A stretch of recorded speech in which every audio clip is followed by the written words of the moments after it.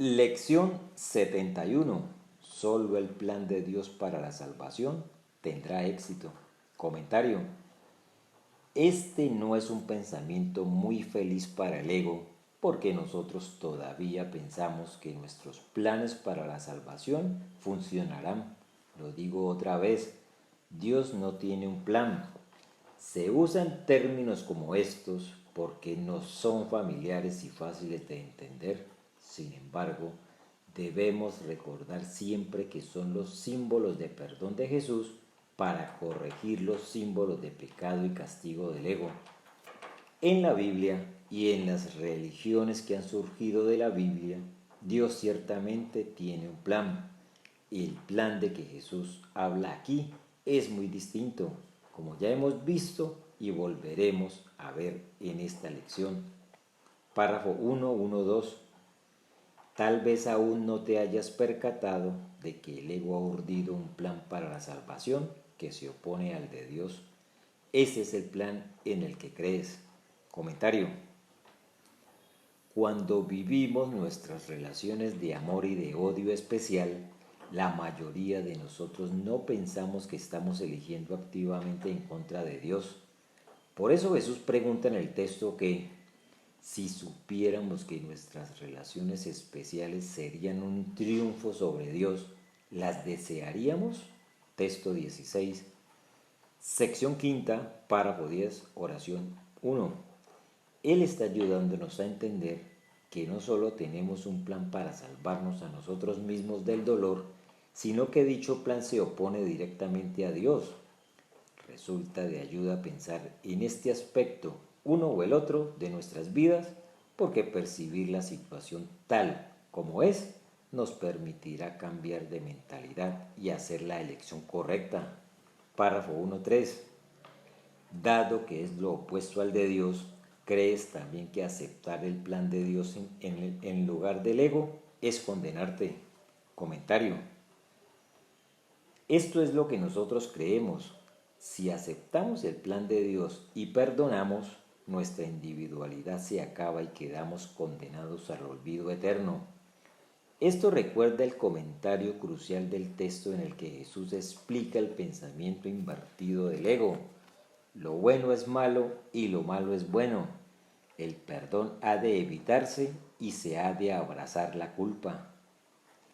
Gran parte del extraño comportamiento del ego se puede atribuir directamente a su definición de la culpa.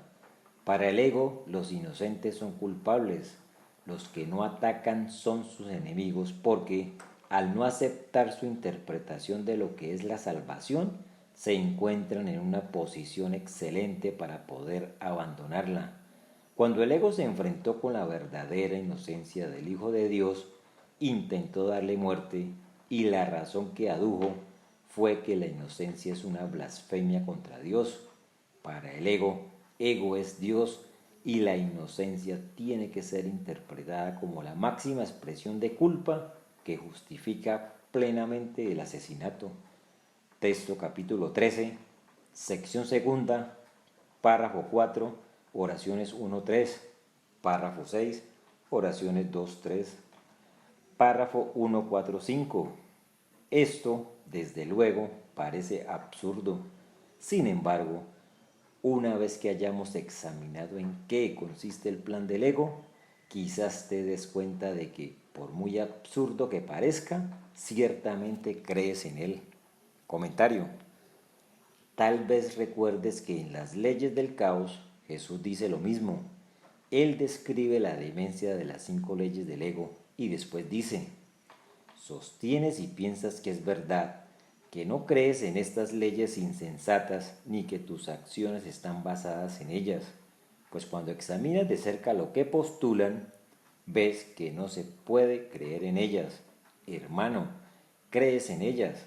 Texto, capítulo 23, sección segunda, párrafo 18, oración 1-3. Jesús sabe que creemos en el plan del ego porque creemos que estamos aquí. Esto significa que creemos que la proyección es la salvación porque nos protege del principio de expiación de la mente, el hogar donde reside el recuerdo del amor de Dios. Párrafo 2.1. El plan del ego para la salvación se basa en albergar resentimientos. Comentario. No se podría pedir una declaración más simple, ni que refleje de manera más directa el uso que el ego hace de la proyección. Esto conduce a una descripción convincente del especialismo. Párrafo 2.2.5. Mantiene que, si tal persona actuara o hablara de otra manera, o si tal o cual acontecimiento o circunstancia externa cambiase, tú te salvarías. De este modo, la fuente de la salvación se percibe constantemente como algo externo a ti.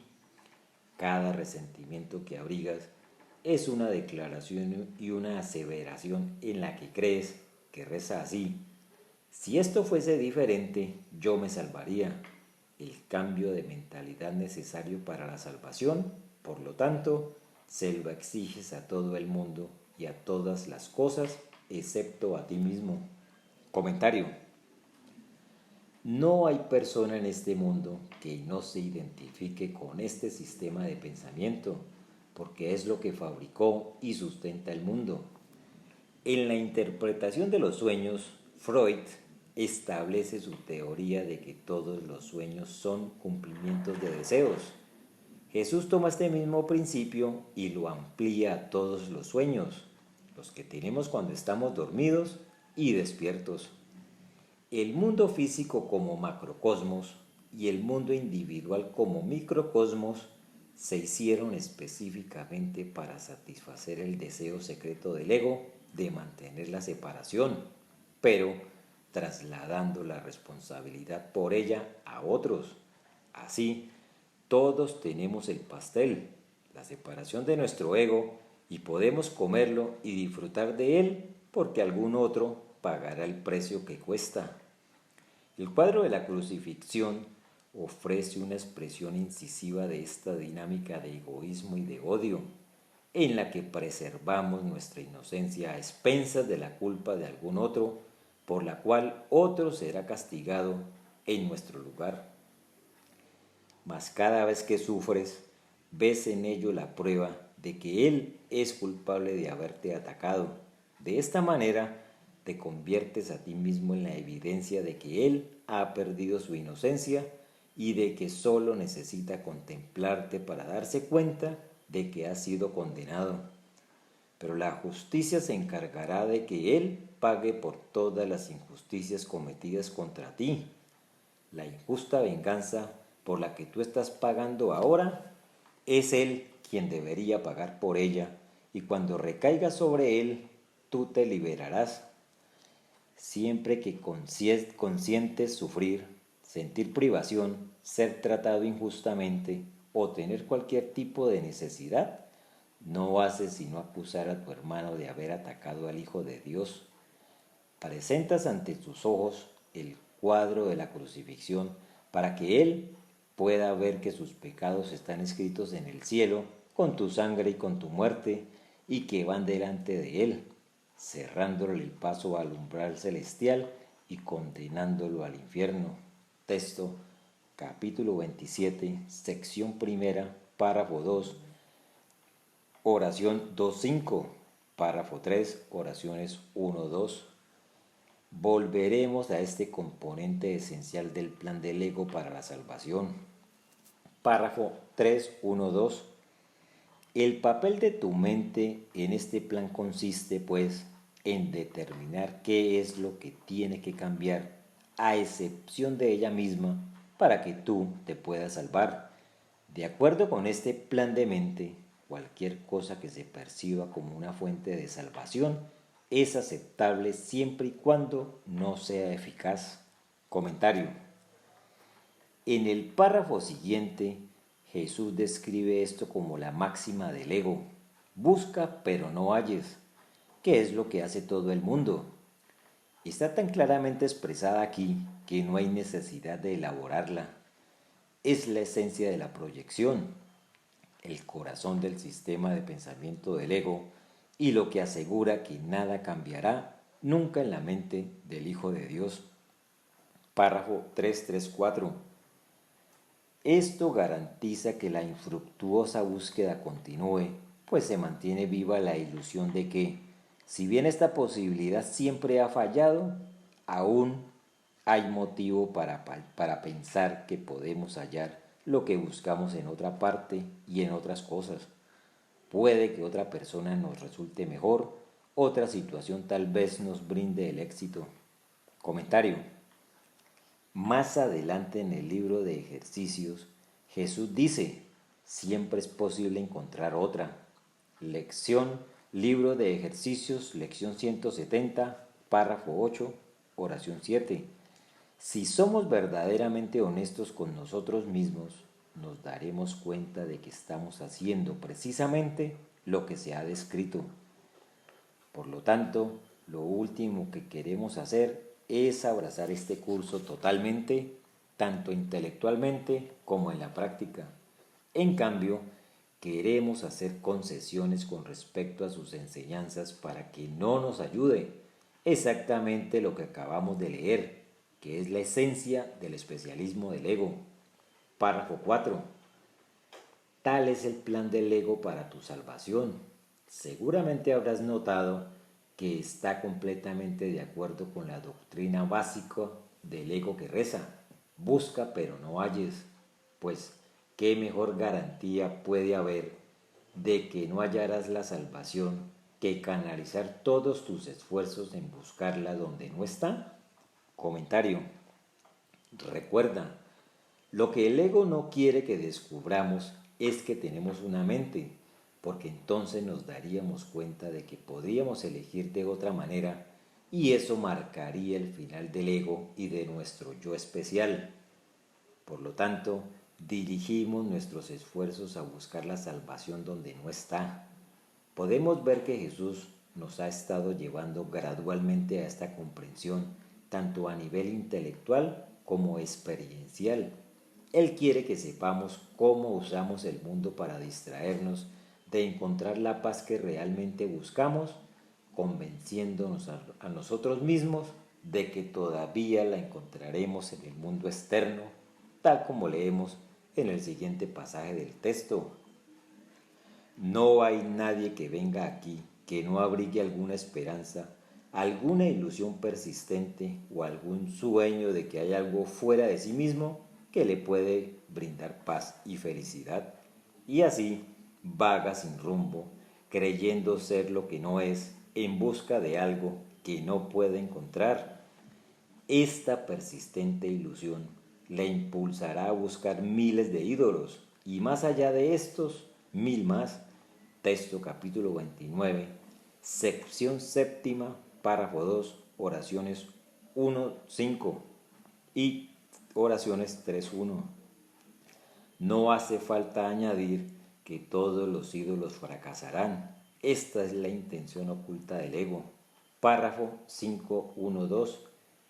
Y el plan de Dios para la salvación es eficaz sencillamente porque bajo su dirección buscas la salvación allí donde se encuentra.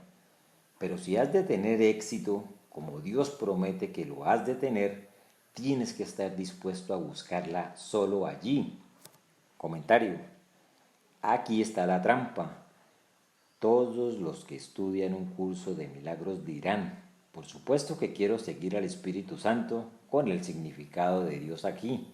Por supuesto que quiero perdonar, pero no quiero hacer solo eso. También quiero mi especialismo para disfrutar de sus placeres de vez en cuando. Leeré el texto y haré fielmente las lecciones del libro de ejercicios, pero también haré las cosas de mi especialismo, haciendo real al cuerpo e ignorando la mente, donde está la salvación. Por desgracia para el ego, la salvación no es compatible con tales concesiones. Este pasaje de salvación sin transigencias afirma esto de manera explícita, en el contexto del intento del ego de atacar y amar a la vez. La salvación no transige en absoluto. Transigir es aceptar únicamente una parte de lo que quieres. Es tomar solo un poco y renunciar al resto. si se le permite la entrada a la idea de transigir, se pierde la conciencia del propósito de la salvación porque no se reconoce.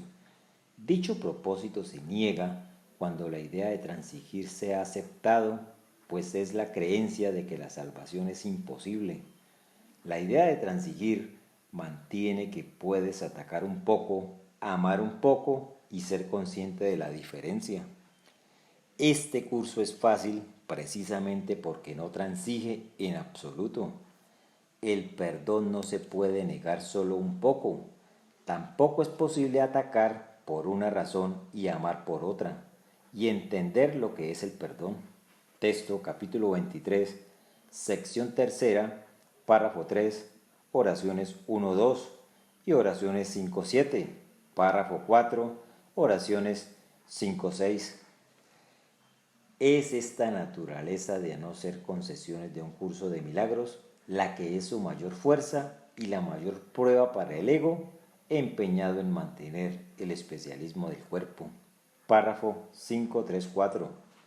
De lo contrario, tu propósito estará dividido e intentarás seguir dos planes de salvación que son diametralmente opuestos en todo. El resultado no podrá ser otro que confusión, infelicidad, así como una profunda sensación de fracaso y desesperación. Comentario. Podemos ver que las primeras lecciones del libro de ejercicios nos llevan a afirmaciones como las de estas dos frases. Las lecciones nos han ayudado a entender que no hay un mundo externo y lo que vemos fuera es una proyección de lo que está dentro. De hecho, la lección 22 dice que son nuestros pensamientos de ataque los que fabrican el mundo. Así, Jesús ha estado entrenando nuestras mentes para entender que el problema está dentro, no en nuestros cuerpos o cerebros. Esta lección ofrece una declaración explícita que Él no podría haber hecho sin antes habernos enseñado todo lo que nos ha enseñado previamente. Ciertamente el desarrollo sinfónico de estas ideas es magistral de contemplar. También resulta interesante contemplar los paralelismos entre el texto y el libro de ejercicios.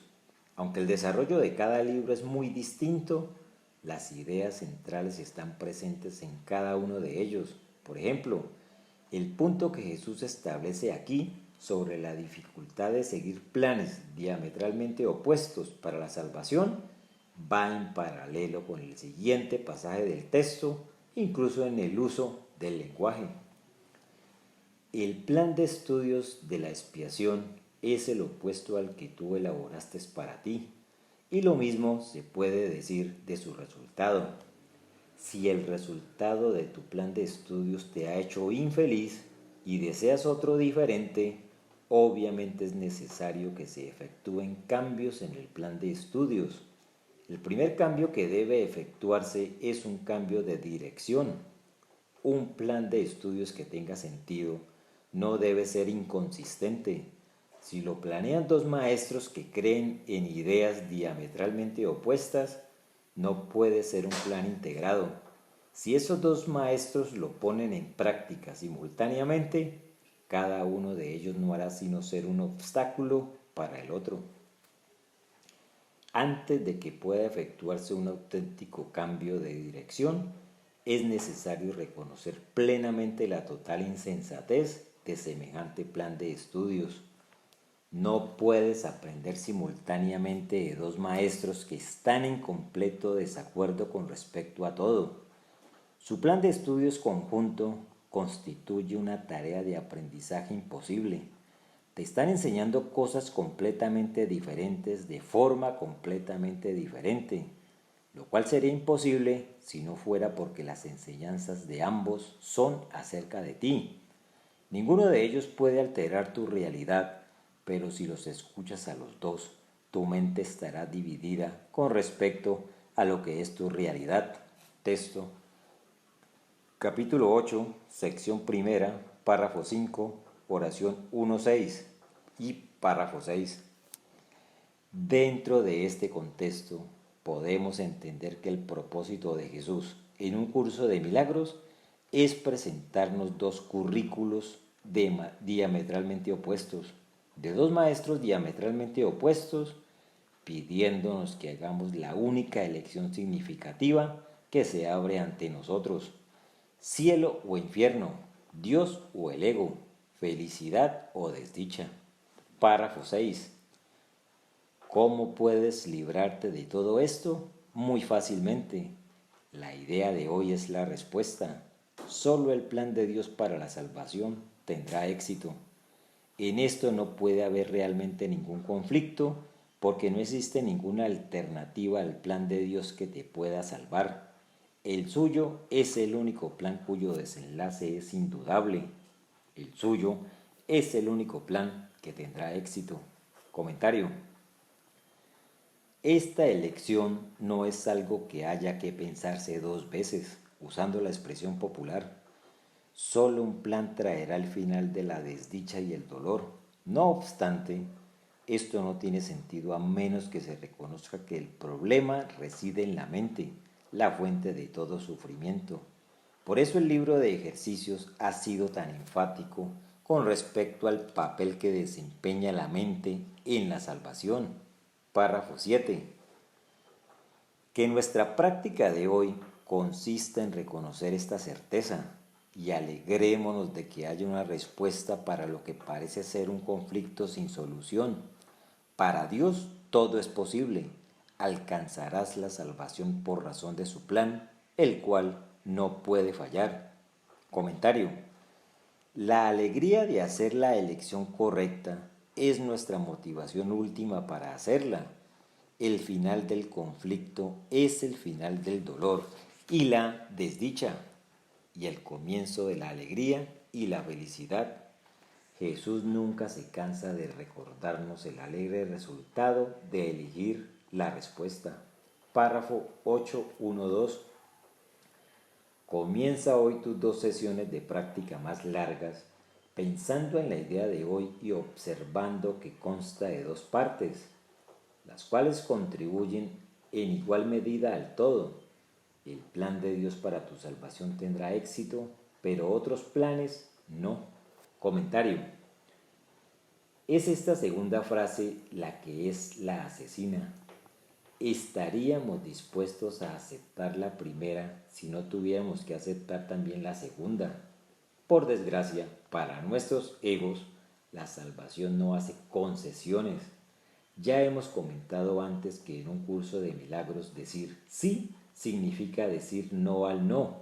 Decir sí al plan de Dios significa decir no al del ego, rechazando el sistema de pensamiento que es la fuente de nuestra existencia. No hace falta añadir que esta es la base de nuestra resistencia a aceptar las enseñanzas de Jesús. Estas líneas, por tanto, reflejan la naturaleza del sistema de pensamiento del curso, ajena a hacer concesiones. La verdad es verdad y nada más lo es. Cristo es nuestra verdadera identidad, la del ego es la ilusión. Volveremos felizmente a este principio a lo largo del resto del libro de ejercicios. Párrafo 8.3.6. No permitas que la segunda parte te cause depresión o enfado, pues esa parte es inherente a la primera, y la primera te releva totalmente de todos tus intentos descabellados y de todos tus planes disparatados para liberarte a ti mismo. Todos ellos te han llevado a la depresión y a la ira, pero el plan de Dios triunfará. Su plan te conducirá a la liberación y a la dicha. Comentario. En esta etapa surgen el enfado y la depresión porque todavía queremos hacer las cosas a nuestra manera. Cuando nos sentimos ansiosos o deprimidos, en lugar de entrar dentro y pedir ayuda a Jesús para deshacer los pensamientos que nos han llevado a esos sentimientos desagradables, elegimos taparlos al involucrarnos en una relación especial. Este es el origen de todas las adicciones, a las personas o a las sustancias. El dolor es demasiado grande y en lugar de resolverlo en la mente, la fuente de nuestra inquietud, usamos el cuerpo para apagar el dolor. A fin de practicar realmente un curso de milagros, debemos darnos cuenta de que el plan del ego no funciona. Insistir en que nos aportará felicidad y alivio asegura que el dolor siempre estará allí, aunque aparecerá bajo distintas formas. El párrafo siguiente nos pide que preguntemos literalmente a Dios qué deberíamos hacer. De nuevo aquí, debes entender que Jesús no espera que Dios nos responda literalmente. De hecho, Él nos dice más adelante en el libro de ejercicios que Dios ni siquiera entiende palabras ni responde a oraciones. Véase la lección 184. Sin embargo, sus palabras se encuentran con nosotros donde estamos, de modo que hemos de preguntar a Dios. Párrafo 9.1.5. Teniendo esto presente, dediquemos el resto de las sesiones de práctica más largas a pedirle a Dios que nos revele su plan. Preguntémosle muy concretamente, ¿qué quieres que haga? ¿A dónde quieres que vaya? ¿Qué quieres que diga y a quién? Comentario. En otros lugares de un curso de milagros, Jesús explica que implorar a Dios con palabras no tiene efecto. Por ejemplo, en el manual para el maestro comenta el papel que desempeñan las palabras en el proceso de curación y dice: Dios no entiende de palabras, pues fueron hechas por mentes separadas para que las mantuvieran en la ilusión de la separación. Las palabras pueden ser útiles, especialmente para el principiante, ya que lo ayudan a concentrarse y a facilitar la exclusión o, al menos, el control de los pensamientos superfluos. No olvidemos, no obstante, que las palabras no son más que símbolos de símbolos. Por lo tanto, están doblemente alejadas de la realidad. Manual para los maestros, pregunta 21, párrafo 1, oraciones 7-10. Además, Jesús deja claro en las primeras páginas del canto de la oración que pedir cosas específicas equivale, en mis palabras y parafraseando el principio del ego del perdón, para destruir. Pedir para destruir. Como se explica en los pasajes siguientes, cuando pedimos cosas específicas estamos reforzando la creencia del ego en el principio de escasez. Un curso de milagros. Prefacio. Sentimientos de debilidad e inadecuación, y por lo tanto pidiendo a Dios que se una a nosotros allí. Sin embargo, la enseñanza central de un curso de milagros es que llevamos nuestras creencias en la escasez y la carencia ante Él, y Él, en su amor, todas estas ilusiones se disipan y los problemas obtienen respuesta. El secreto de la verdadera oración es olvidarte de las cosas que crees que necesitas. Pedir algo específico es igual que ver el pecado primero y luego perdonarlo. Del mismo modo, al orar pasas por alto tus necesidades específicas tal como las ves y las dejas en manos de Dios. Ahí se convierten en los regalos que le haces, pues le dicen que no antepondrás otros dioses a Él y que no quieres otro amor que el suyo. ¿Cuál podría ser su respuesta, sino tu recuerdo de Él? ¿Puedo esto cambiarse por un insignificante consejillo para un problema de apenas un instante de duración? La respuesta de Dios es para toda la eternidad. Sin embargo, todas las pequeñas respuestas están contenidas en ellas. Canto de la oración, párrafo 1, sección primera, párrafo 4. Sin embargo, debido a que nosotros todavía no estamos seguros de nuestra identidad, Jesús nos dice en esta lección que, de hecho, deberíamos pedir a Dios cosas específicas, porque Él nos responde en las diferentes etapas de nuestro crecimiento, en los distintos peldaños de la escalera. El término que usa el panfleto para el proceso de perdón. La oración no tiene principio ni fin, es parte de la vida, pero si cambia de forma y carece a medida que uno va aprendiendo, hasta que alcanza su estado amorfo y se funde en una comunicación total con Dios. En su aspecto peticionario no necesita apelar a Dios, lo que, de hecho, rara vez hace y ni siquiera entraña creencia alguna en Él. En estos niveles la oración es un simple desear que surge de un sentido de carencia y escasez. Estas formas de oración o de pedir desde la necesidad siempre entrañan un sentimiento de debilidad e insuficiencia, y un hijo de Dios que sepa quién es jamás haría uso de ellas. Nadie, pues, que esté seguro de su identidad podría orar de esa manera. Pero no es menos cierto que nadie que no tenga certeza sobre su identidad puede evitar hacerlo. Canto de la oración,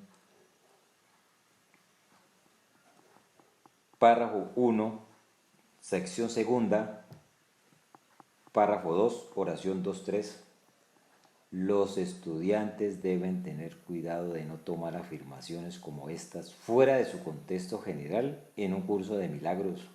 De otro modo, estarían arrancando su forma del tejido de contenido del curso, alterando así su significado al hacer que un curso de milagros enseñe lo opuesto exacto de lo que realmente quiere decir. Este es un curso sobre deshacer la causa, la decisión de la mente a favor de la separación, y no sobre modificar el efecto, las cosas específicas de nuestra vida cotidiana. Resumiendo este importante punto, en un curso de milagros, Jesús nos guía a ascender por la escalera de la separación. Nos hizo descender. Texto, capítulo 28, sección tercera, párrafo 1, oración 2. Comenzamos nuestro ascenso en el primer peldaño, lo que se refleja en que adoptemos el sistema de pensamiento dualista de pecado, culpa y miedo del ego, y la realidad del mundo material. En este nivel, Dios debe ser percibido inevitablemente como un cuerpo. ¿Cómo podrías tú, que te ves a ti mismo dentro de un cuerpo, saber que eres una idea? Identificas todo lo que reconoces con cosas externas, con algo fuera de sí mismo. Ni siquiera puedes pensar en Dios sin imaginártelo en un cuerpo o en alguna forma que creas reconocer. Texto capítulo 18, sección octava, párrafo 1, oraciones 5, 7.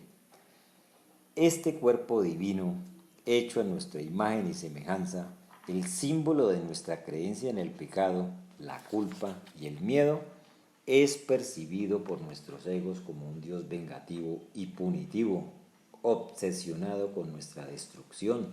Así, Jesús, nuestro amoroso hermano mayor, corrige amablemente este atemorizante mito, proveyéndonos otro más bondadoso, una ilusión de perdón en la que Dios, todavía percibido como un cuerpo, se muestra amorosamente atento a nuestras necesidades, en lugar de castigarnos por ellas. Una vez que ascendemos por la escalera de la oración con el Espíritu Santo como guía, reconocemos la naturaleza ilusoria de estos símbolos y vamos más allá de ellos al amor que está más allá del mundo de los símbolos. Un poder completamente ilimitado ha venido, no a destruir, sino a recibir lo suyo. Dale la bienvenida al poder que yace más allá del perdón y del mundo de los símbolos y las limitaciones. Texto capítulo 27, sección tercera, párrafo 7, oraciones 2, 8. Párrafo 9, 6, 7. Deja que Él se haga cargo del resto de la sesión de práctica y que te indique qué es lo que tienes que hacer en su plan para tu salvación. Él responderá en la misma medida en que tú estés dispuesto a oír su voz. Comentario. Esta afirmación es muy importante. La lección 49 nos dijo que la voz de Dios no habla durante todo el día. En esa lección, como señalé, Jesús no dice que nosotros oigamos la voz de Dios a lo largo del día, sino solo que el Espíritu Santo está continuamente presente para nosotros. El problema es que nos cerramos a Él. Por lo tanto, nuestra disposición a oír su voz es la que nos permitirá oírle.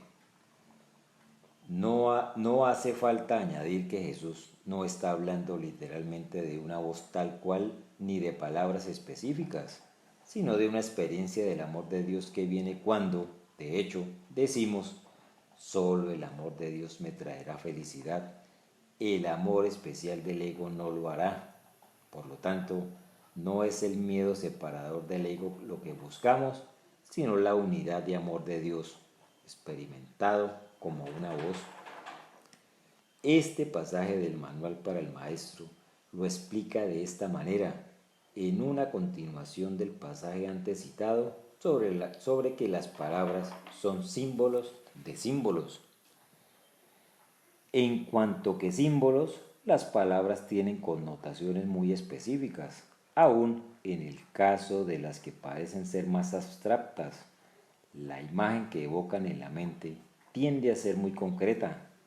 A menos que una palabra suscite en la mente una imagen concreta en relación con dicha palabra, ésta tendrá muy poco o ningún significado práctico y, por lo tanto, no supondrá ninguna ayuda en el proceso de curación. La oración del corazón no pide realmente cosas concretas. Lo que pide es siempre alguna clase de experiencia, y las cosas que específicamente pide son las portadoras de la experiencia deseada en opinión del peticionario.